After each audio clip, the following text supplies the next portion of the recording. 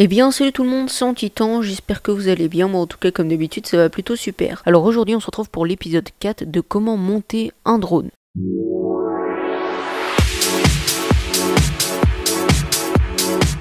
Alors donc dans cet épisode nous allons tout simplement programmer le NASA.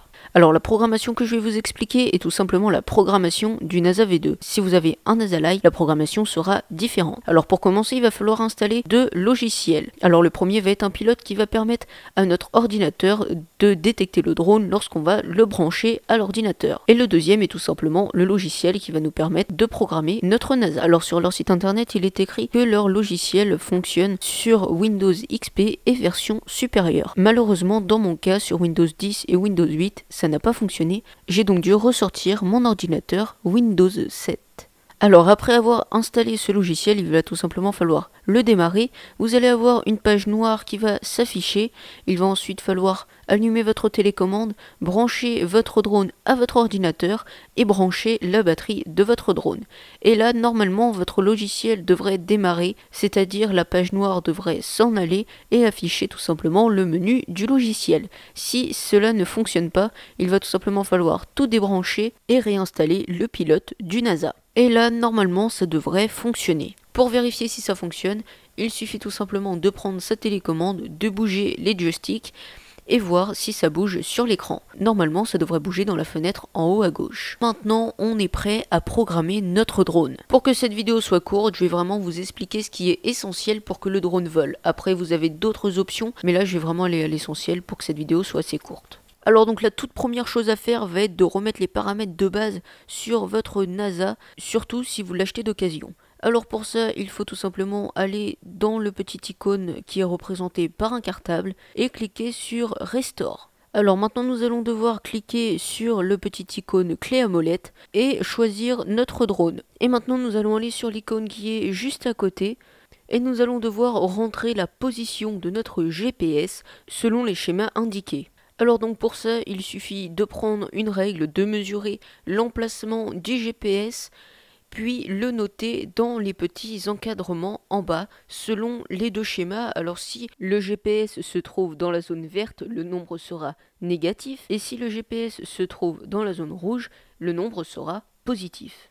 Ensuite, nous allons cliquer sur RC et là, nous allons avoir toutes nos commandes qui vont s'afficher. Alors donc, nous allons commencer par calibrer nos joysticks. Alors pour ça, il va tout simplement falloir cliquer sur Start et faire des ronds avec nos joysticks en les activant bien jusqu'au maximum. Et ensuite, il va falloir cliquer sur Finish. Et après, il va falloir les rebouger pour voir s'ils ne sont pas inversés. Si c'est le cas, il va falloir cliquer sur Reverse sur le joystick correspondant. Et maintenant, nous allons nous occuper des interrupteurs. Comme je vous l'avais dit dans la vidéo précédente, le mieux est d'avoir une télécommande programmable avec deux interrupteurs.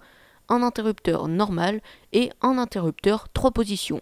Malheureusement, moi, j'ai que deux interrupteurs normaux. Donc, je vais vous expliquer comment on fait avec ces deux-là. Mais avec un interrupteur 3 positions, c'est exactement le même principe. Toujours dans la fenêtre RC, il y a une voie U tout en bas. Et ben, c'est tout simplement votre premier interrupteur. Alors moi je vous conseille que lorsque l'interrupteur est en position normale, il sélectionne GPS, donc ça veut dire qu'il va être stabilisé grâce au GPS, et lorsque l'interrupteur est actionné, qu'il sélectionne Fail Safe, qui va tout simplement permettre au drone de se poser tout seul à l'endroit où il a décollé. Si lorsque vous basculez votre interrupteur, la jauge ne tombe pas pile poil dans les cases, il va falloir tout simplement programmer votre télécommande. C'est là l'intérêt d'avoir une télécommande programmable, mais là par contre je vais pas pouvoir vous aider car ça dépend vraiment des télécommandes. Mais ne vous en faites pas, c'est vraiment pas compliqué. Et maintenant le deuxième interrupteur, alors donc pour le programmer il va tout simplement falloir aller dans la fenêtre Advanced, là où on va avoir l'utilité de l'interrupteur 3 positions, car nous allons avoir 3 modes qui sont disponibles. Le mode off, où nous allons piloter notre drone normalement. Ensuite, vous avez le mode course lock, c'est-à-dire que le drone n'a plus d'avant.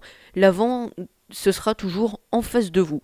Donc ça peut être utile par exemple si le drone est loin, vous ne savez plus où est l'avant de votre drone, vous activez ce mode et vous le faites venir en arrière et il viendra vers vous car l'avant sera toujours en face de vous. Et ensuite, le dernier mode c'est Home Lock. Donc ce mode permet tout simplement de faire revenir son drone automatiquement à l'endroit où il a décollé par le chemin le plus court. Donc il va effectuer directement une diagonale mais il ne va pas se poser, il va juste rester au-dessus de la zone. téléphone. Et donc là, c'est le même principe que tout à l'heure, il faut régler sa télécommande afin que quand on active l'interrupteur dans les différentes positions, ça tombe pile poil aux endroits où l'on souhaite. Donc moi, les deux modes qui m'intéressaient, c'est le mode off, donc pour piloter le drone normalement, et le mode course lock, comme ça, si jamais je le perds, je sais que l'avant est en face de moi. Et voilà, c'est déjà la fin de cette vidéo, j'espère qu'elle vous a plu. Moi en tout cas, je vous dis à bientôt pour une prochaine vidéo.